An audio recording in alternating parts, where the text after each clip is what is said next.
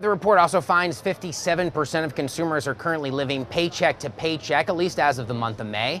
That figure is down, however, from 61% the month before. What do we think is behind that?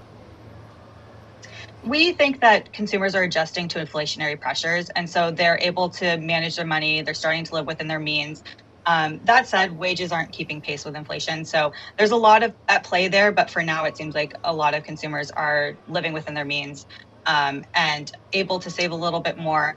And so we aren't seeing them bridge the gap. And again, living paycheck to paycheck doesn't necessarily mean that people aren't able to finance their life. It just means that they're bridging the gap. So they are making just enough to pay their bills today and have a little bit, not a ton left over for savings.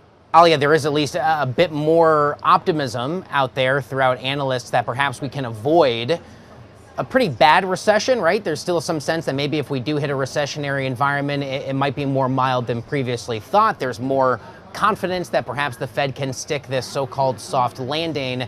How does that reality work itself into your expectations on how any of these figures may hopefully be a little bit easier on Americans moving forward, let's say the back half of 2023? Yeah, so I mean, what we saw last year in 2022 during the holiday season is in anticipation of inflation, consumers were wanting to spend less during the holiday season, knowing that they would spend more for the goods and services that we purchased. And that was a trend that we saw. And I think we'll continue to see that for this next half of the year. People really are watching their money. They're making sure that they have enough to pay their bills, that they are able to save a little bit left over. There's also a lot of unknowns, right? Student loans are going to resume in a few months. And so at the end of the day, we're going to see a lot of people have to service some of these debt obligations that have been postponed for quite some time. So we'll see how that plays out. Finally, as a money expert, any other top tips for best managing your money, especially given the understandable challenges and the headwinds that a lot of people find themselves in?